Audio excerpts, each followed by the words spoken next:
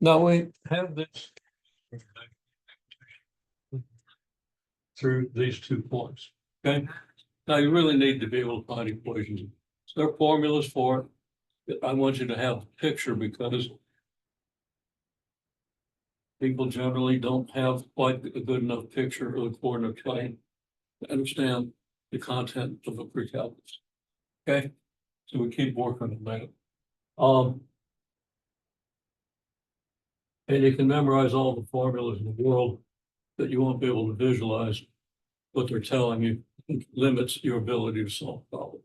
Okay, so we got to kind of emphasize the geometry. So I say, first thing is sketch a graph. Well, everybody do it. Okay. Use horizontal and vertical lines for your points and labels. Okay. No, nobody did that. Okay, well, that's going to be true in pre-calculus class too. Okay. That's a step you don't want to skip because it gets you better oriented. And what do you do if you're doing a line through the point 3,000,005 and 3,000,009? Okay, where the x coordinates are 3,000,005 and 3,000,009. It'd be ridiculous to include the origin because you'd have the origin here, and then you'd have to go out to here and then locate 2 points in the 3 millions that are 5 units apart. They'd be so close you wouldn't be able to see them, and they'd merge into the same point.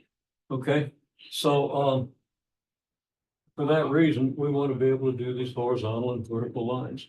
So I'm gonna, when I graph this, I'm not even gonna do an X and Y axis, although that would be fine for this problem.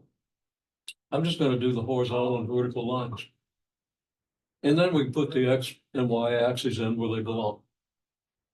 Okay, then you sketch the line.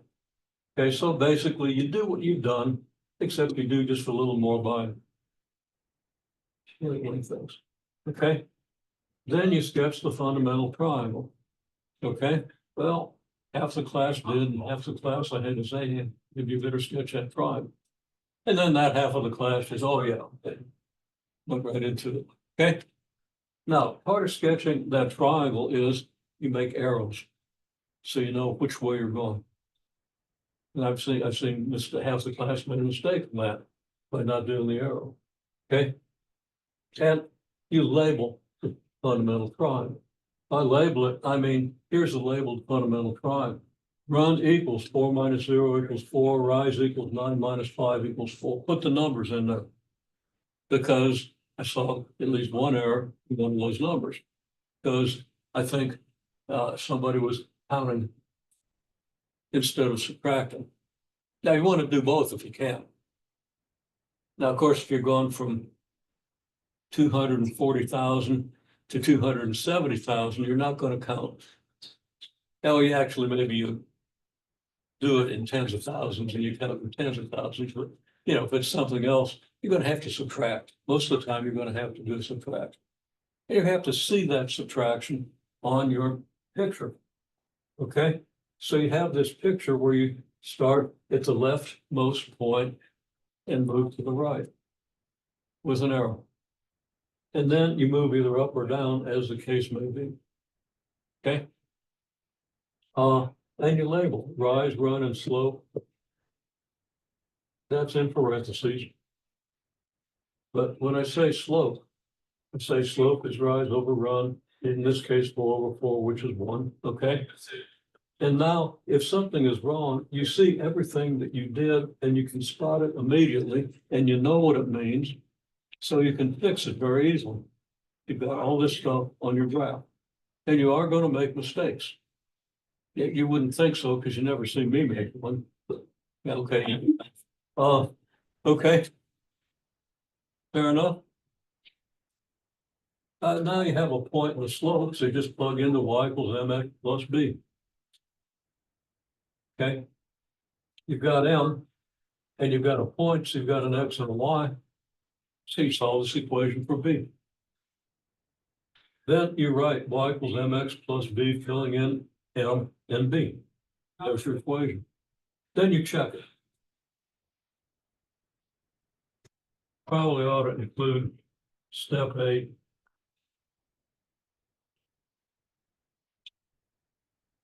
Check. Okay. That's your procedure. Now it's an 8-step procedure, including the step. And it's really easy if you follow the procedure. For some problems, you can skip some of these steps. Like if you're given a slope at a point, you still want to make a sketch, but you're not going to have 2 points where you can label a rise and a run and stuff. You still have a sketch that kind of gives you an idea and makes you think a little bit about what that slope means. Okay? But you can pretty much skip to step 6 after you sketch some kind of a graph. Okay? So in this case, second problem, I say do steps 1 and 3, skip to step 6. Right there it is.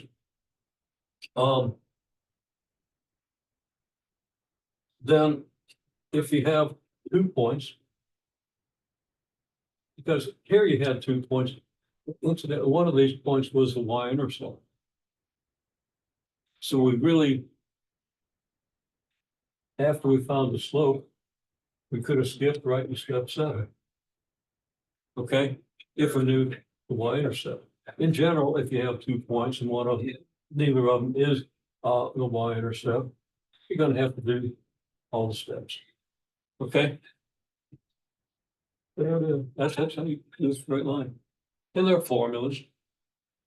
Okay. And you want to also know how to use those formulas. But right now, I want you to see graphically what's going on. Okay. And same for pre-calculus, because in the pre-calculus class, people did well on the homework.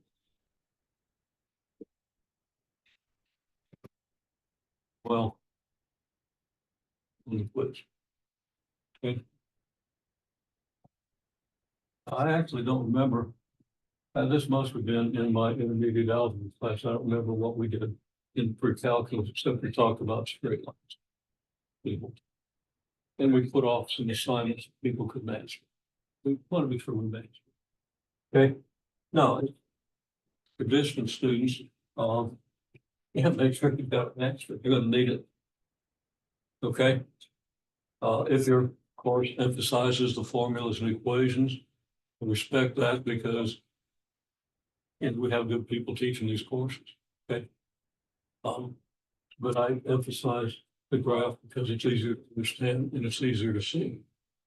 There's not much to memorize if you have the graphs. And if you understand the graph, you can always get the formula. All right. So anyhow, here's our problem. Right. So go ahead and see how much of that you can do. Just following the method.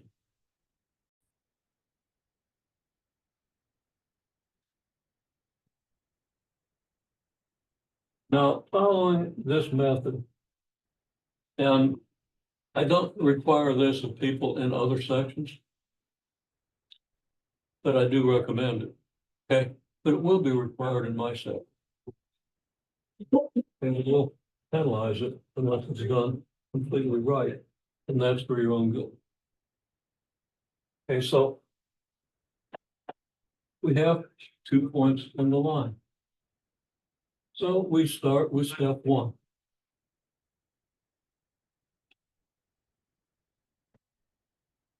And actually, let me.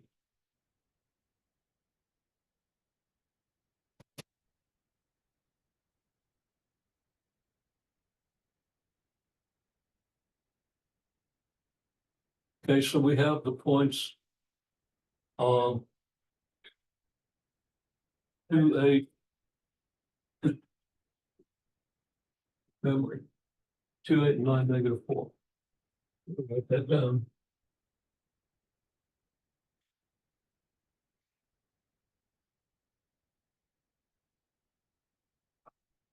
Okay. The way I'm going to do this and the way I recommend in general is you don't even draw the X and Y axis, you draw horizontal and vertical lines. Okay. So I'm gonna say, here's x equals 2, here's x equals 9, right? So I'm just gonna put two vertical lines over here. X equals 2, x equals 9. So even if this was 1,002 and 1,009, it would work. And if it's 1,002 and 1,009, you're not gonna be able to get these points. You're not gonna be able to even see the difference between the points if you include the origin, because the points are gonna be so far out, they'll have to be so close together, okay? And that can happen. And often, if you use graphing software or Excel or whatever, they don't include the X or the Y axis. They just give you a window with like, okay? So it corresponds to this. So this is preparation. And everything that you're learning in microcalculus class at least should prepare you to very easily make a transition to using a calculator because you're going to understand everything. Okay. Problem with using a calculator is people use it for a crutch, so I don't emphasize it in my classes. And you don't get to use it on the exam, so you shouldn't be using it, except for, doing the numbers sometimes. The numbers are tough. Okay. And numbers, even the little numbers are tough for some people who can otherwise do everything. Okay. So, calculator is okay for doing the calculation, although I do encourage you to do as much calculation in your head on paper as you reasonably can. Don't fill a whole page with calculations. Really necessary. Okay, anyhow, so X is 2, X is 9, so there are my lines. Now Y is 8 and Y is -4. So one of your lines will be up here, one of your lines will be down here. Let's see, which one is this? Well, that's going to be 8. Because you want the numbers, the greater numbers to be higher than the lesser numbers, okay? Make sense? So now we have the point 2, 8, and the point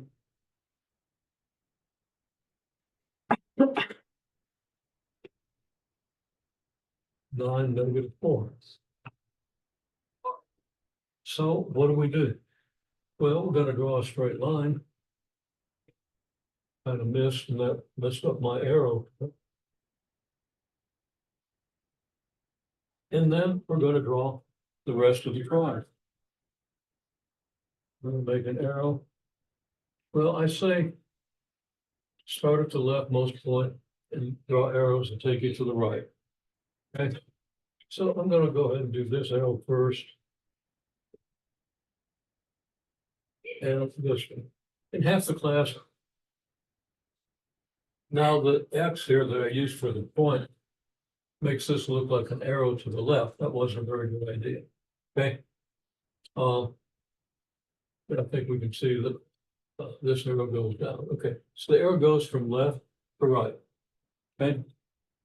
Now you can see that this is a positive displacement and this is a negative displacement because it's down. Okay. If you go from left to right, this will always be positive. Then this will be positive or negative depending whether it's up or down. Okay, don't rely on that idea, but you make sure your calculations come out consistent with that idea. So you write run equals 9 minus 2, which is 7. Take where you end up and subtract where you start. Where you end up minus where you start. And saying here, the rise is -4 minus 8, which is -12. Okay, use your social language. Now that's right there, right on the triangle, not over there, not up here, not down here. Right there. So at a glance, you can see what you did instead of having to digest. Now, if you write everything out step by step and identify everything you do, that's good. And you might want to do that as well. But if you have it like a picture, It's even better because you can see it all without having to search it. You know exactly what to look for and where to look. Okay, which is why I require that you actually be able to do this. Okay, and you want the words run to remind yourself this is the run, the ride. Remind yourself this is a ride, so you'll never forget it. So you'll never not have it 2 months from now in the final or, shortly on the test. Okay. All right. Now, we want to do the slope, and the slope is, well, right there is a line that has a slope. So we write over here, slope equals rise divided by run equals rise is -12. The run is 7. Right there it is, and you know exactly where to look for it, so you can do it quickly. And actually labeling all this stuff allows you to do the problem more quickly than scattering it around. Even if you scatter it around in a very organized fashion, you still have to keep looking up and down. Which sign did I do this in?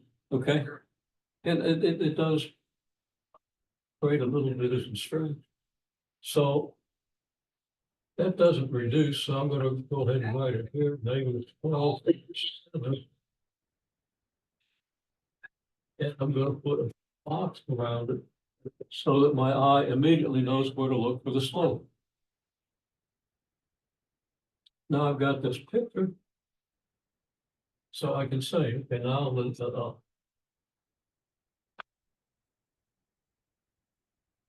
Okay, well, let's see where I am. I sketched a graph. I sketched the horizontal and vertical lines for the points. I'll put a parentheses S there, point or points, depending on how many points you have, right? And label. So I've labeled the line, so I know what my scale is. And that's pretty much what you're going to see if you graph something in, say, Desmos or some other, or even Excel, okay? It's going to give you something very much equivalent to this. It'll have more numbers down here, it'll have more numbers up here, but the boundaries will be something like what you see, okay? Okay, so that's it. Practice doing it, okay? Do it a bunch of times. Now sketch the line. Well, we've already done that. So the first 3 steps are just, this is it. Okay, and the rest is pretty easy, except for the step of multiplying both sides by 7, which drives people nuts. Okay, so we'll be careful to do that very explicitly. So sketch the fundamental triangle. We've done it. Label the fundamental triangle. It's labeled. So that much is automatic if you've got 2 points. Okay. So now we go to step 6, which you use for just about any situation. Okay. And you have a point in the slope, you plug into y equals mx plus b. Okay. Well, let's document this just a little more carefully than I started to. Let's say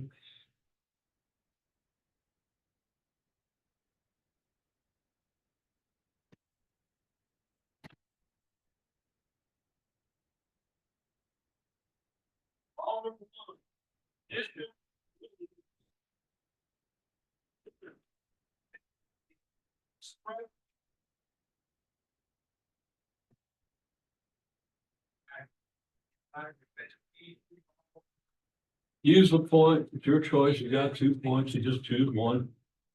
And I'll say we'll use 9, -4. Doesn't make any difference.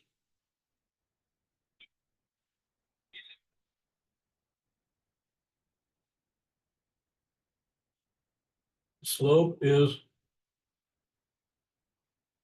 -12/7. Equation y equals mx plus b. So we plug in 9 for x. Well, let's use with y. For y, we'll plug in -4. Slope is -12/7. X is 9.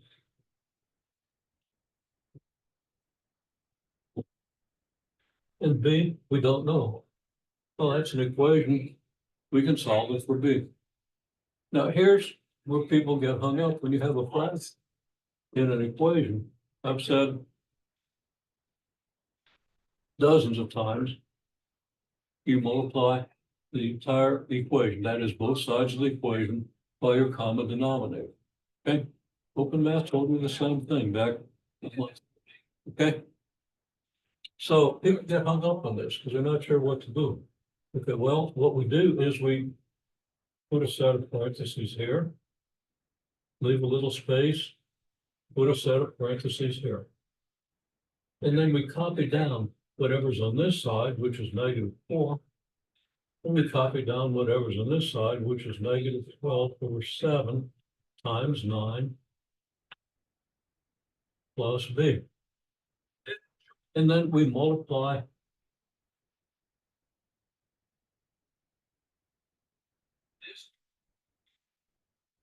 I'll say multiply by the common denominator 7. Haven't quite done that. Let's be careful to put each side in parentheses so that you're sure everything is good. Okay? And then we put a 7 here and a 7 here. We just multiply both sides by 7. Okay? Now,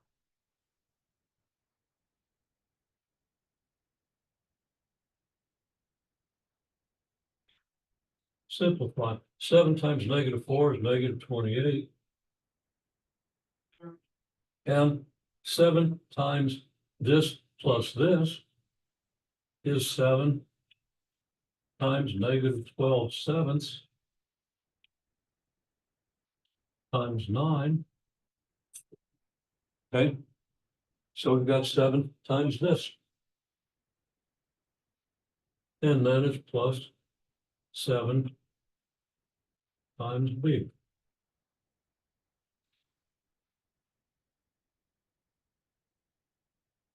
So this step and this step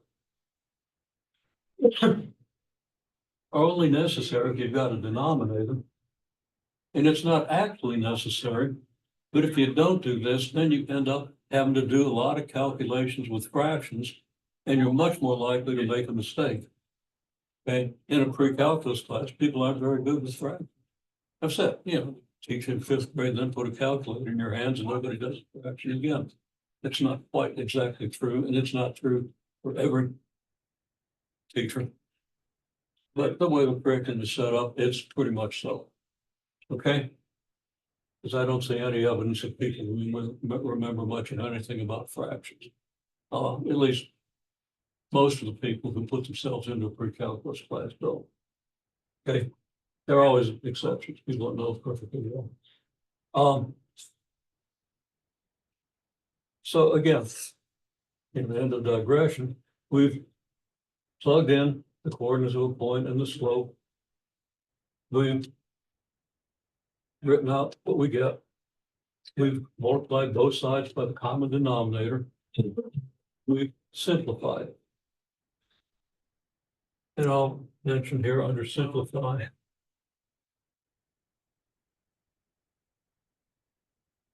Main step of the simplification is to use a distributive law. Of course, we multiplied these two numbers here. We could even save that to the next step. But the main thing we've done is we've used the distributive law and we've used it correctly. Now, again, we have a hang up with fractions because the equation's -48 equals 7 times -12/7 times 9 plus 7B. Now, to make the parentheses on the B, because I can just write that as 7B, and you know that. Okay, so what do I do here? Well, one thing I could do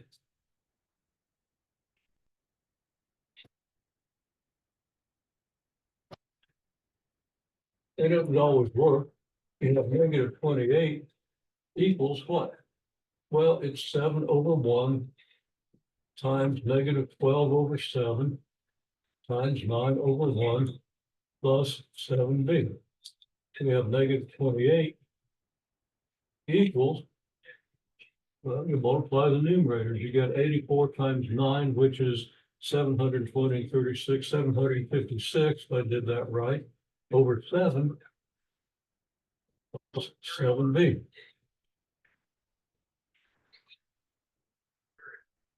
Now, if you multiply both sides by the common denominator, 7 will evenly divide 756. Okay, it's guaranteed. Take a calculator and do it if you need to. I'll use a prime factorization if you want to. And incidentally, I think one of you had a note, I think on the pre-calculus assignment, where you didn't simplify a fraction, maybe something like this, okay? And had to use prime factorizations. So I put a fairly extensive note on how you do prime factorizations, because one of them was really weird. One of the numbers turned out to be like 19 times 43. You can do that. Okay, you got to calculate. You can divide by primes until you get one that works. But for the most part, you're not going to worry too much about that. Okay, well, I can now divide this. Negative 28 equals 108 plus 7b. Now, I left off my negative sign because there's a negative here. Okay, so it's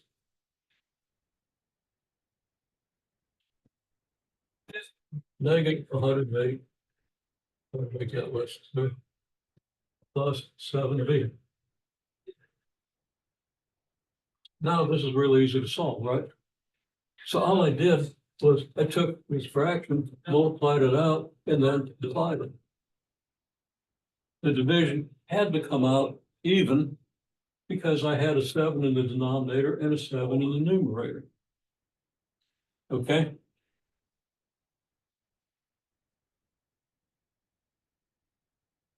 And then, et cetera, you add 108 to both sides and divide by 7.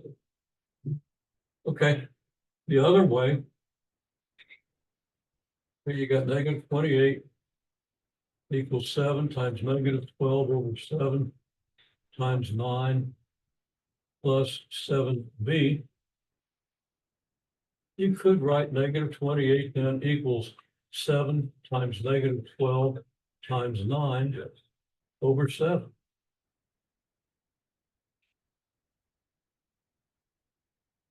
You don't really have to write 7 over 1, negative 12 over 7, 9 over 1, but if you're at least a bit confused, you should.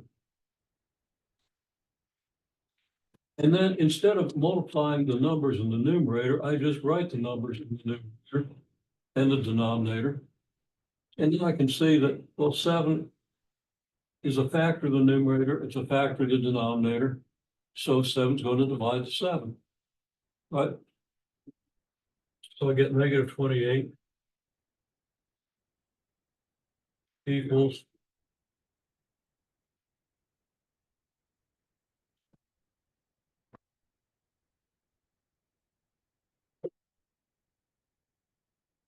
this, and negative 12 times 9 is 108 plus 7b. Now, when you get really used to this, you look at this and you say, well, why did I multiply by 7?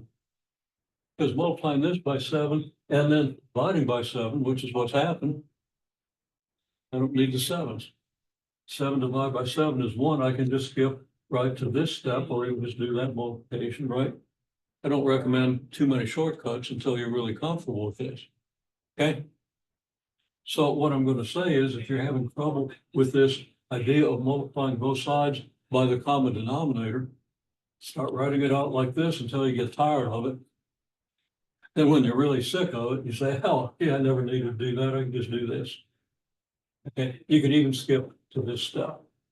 It's safe to do that if you've done it right. Okay. Then you get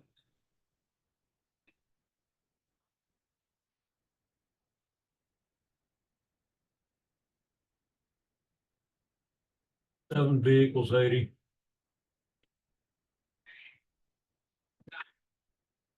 Then another step, b equals 80 over 7. And now we can write our equation. We've got b We already know M. Okay, so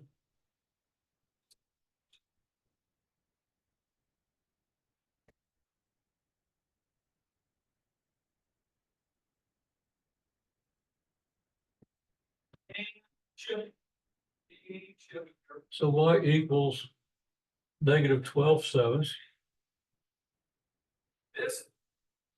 x plus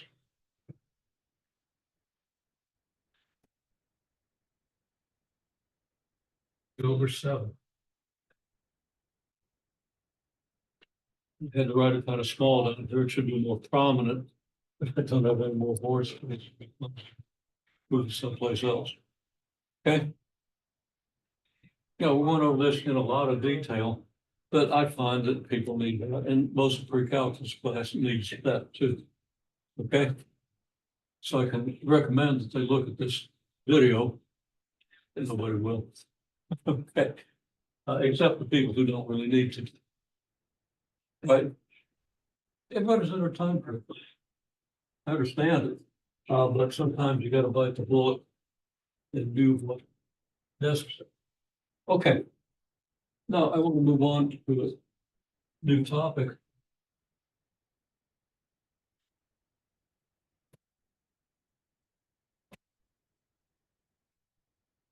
Roughly 13 minutes.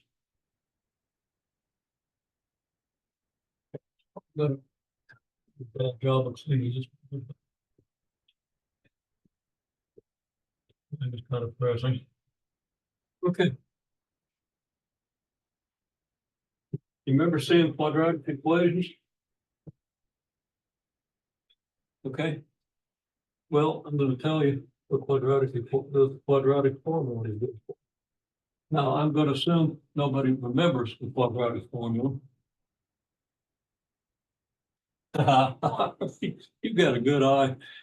You spotted that 7-step procedure that I'd done yesterday.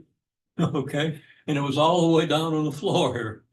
Okay. And now you spotted this thing, which is the right-hand side of the quadratic formula.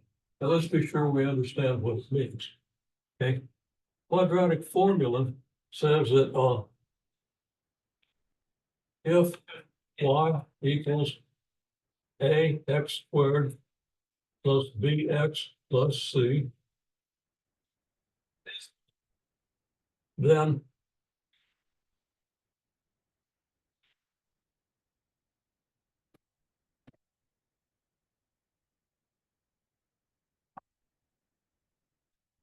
the solutions are x equals negative b plus or minus the square root of b squared minus 4ac, all divided by 2a. Okay. Now, I always tell people that, I went to a pretty selective school. It was certainly a top 20, maybe a top 10 institute of technology. It wasn't on the level of MIT or Stanford or Caltech. Okay. But it was right at the next level. You had to have pretty high SAT scores. Okay. Mine were around 1400 and I felt inferior. But I got into a good calculus class with a real professor. My math scores were pretty high. And 2/3 of the class didn't remember the quadratic formula. I was astounded. Okay. And that was back in the days of the space race. So it's no shame if people come into a pre-calculus class and don't remember it. It isn't even that much of a shame if they don't recognize it, as half the class immediately did. They pointed to something on the top of the board that I didn't even think was there. I didn't see it, but I don't need to because I remember it and I know how to drive it. Okay, well, there we have the complete statement of the quadratic formula.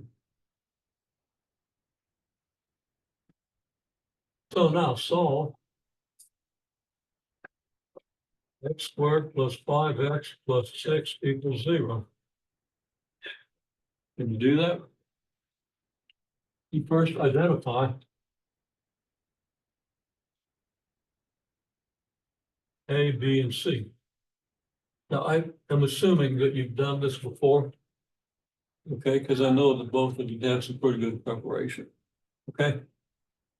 Um, so I'm not gonna take the time to have you do it, because now we've only got 9 minutes. I don't want to rush.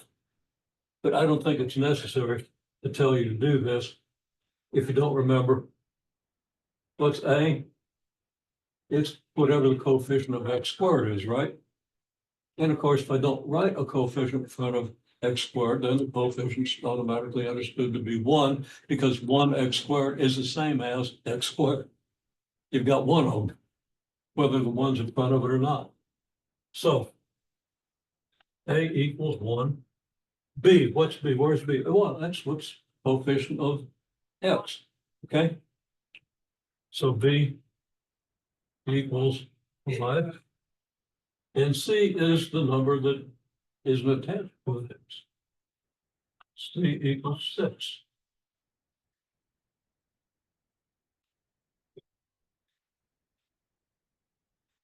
Now, I really recommend that you write my words.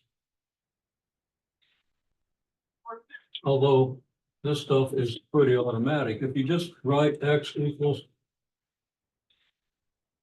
without telling yourself that these are the solutions, and keep doing it by rote, you might forget that they're the solutions. You might forget that they're the x-intercepts.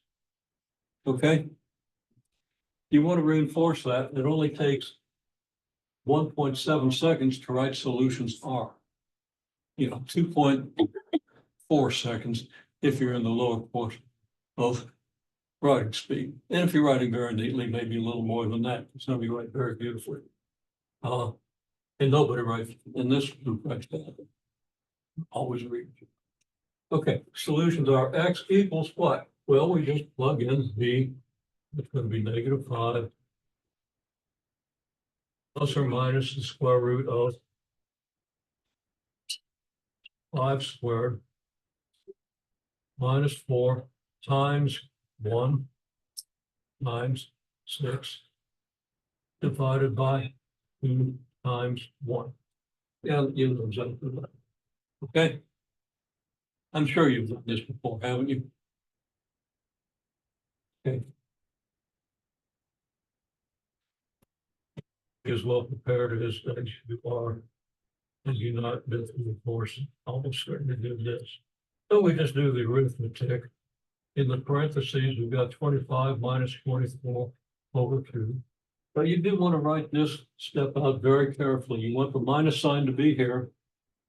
And if C happens to be negative, then you put a minus sign on it. You see you've got 2 minuses. So you have a plus instead of a minus here, right? Don't skip that step. People screw it up all the time. And people that don't screw up, look, screw that up. Because signs are always one of the big pitfalls. Okay, so we got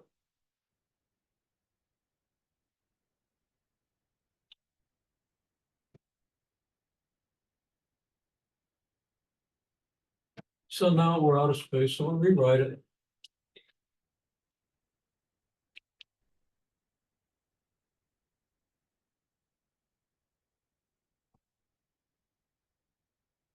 Sometimes you're going to have to go to your calculator to get that square root. Okay. And you should simplify square roots, but we'll get to that. Open math will tell you about that, and we don't have time to worry about it right now.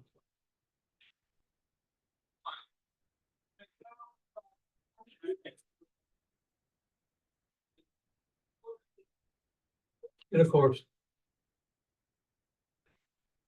that's -5 plus or minus 1. Since the square root of 1 is 1, and you probably don't need a calculator to do that one. Okay. -5 plus 1 over 2. Or x equals -5 minus 1 over 2. Now, -5 plus 1 over 2 is -2. -5 minus 1 over 2 is -3. You don't need a calculator to do that, but often you're going to get numbers where you do need a calculator, and you even need decimal approximations.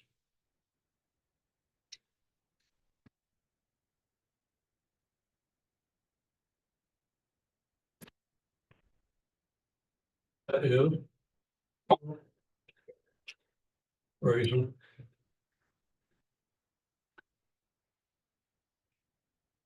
And we usually write the numbers lesser to greater, just kind of in order, but it's not absolutely required to do, it. It's just. So I recommend you do, just helps keep track. It helps you with keeping track of it. Okay? Now,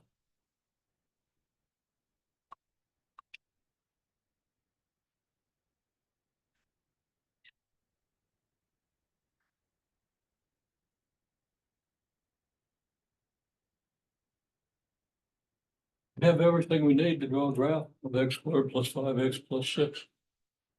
Y equals x squared plus 5x plus 6, because what do we know?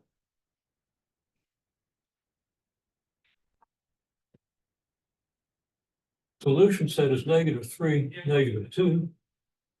This means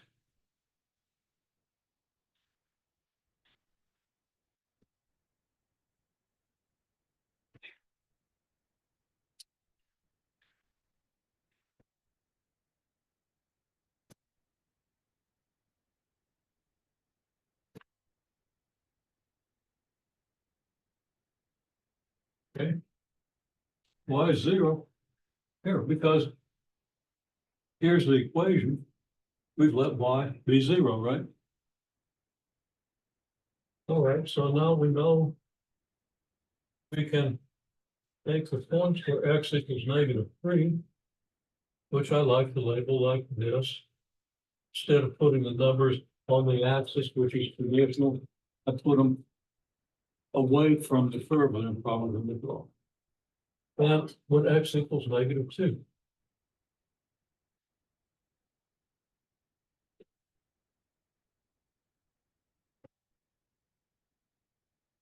So I know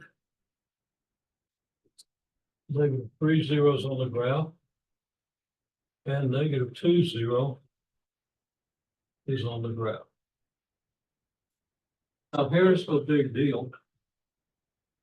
And you're really best off if you understand it here and now. At least you see it here now. You see this -b over 2a?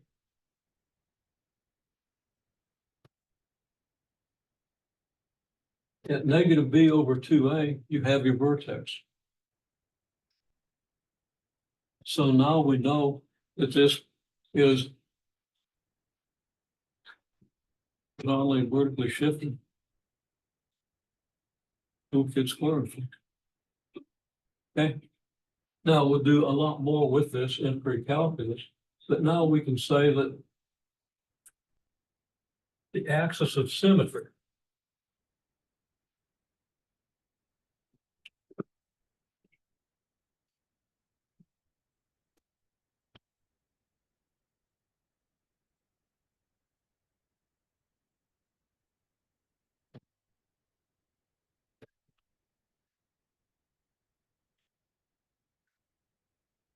that x equals -b over 2a. In this case, that's at -5/2.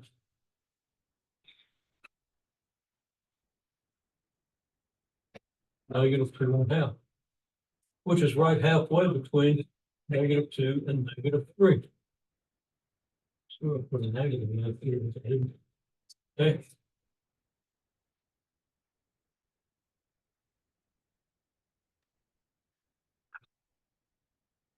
So here's your axis of symmetry. And then your graph looks like this. It's a parabola. And its vertex is on the axis of symmetry. Okay. Which means the vertex of your toolkit, basic toolkit scoring function is the origin. So you're shifting left 2.5 and down in this case. We don't have time to work out the y coordinate here. It's -1 coordinate. Okay. And you can reason that out by the numbers you get when you graph construct the graph of a toolkit function. But the way you get that is you just plug -5/2 in for X. You just plug that into your formula and it tells you that Y is -1/4. Okay. And that's how you graph a quadratic function using the quadratic formula. Except it doesn't always work. Sometimes you don't have zeros. Sometimes the whole graph is above or below the x-axis. And then you still have the axis of symmetry. You can still do it. And we'll see the details.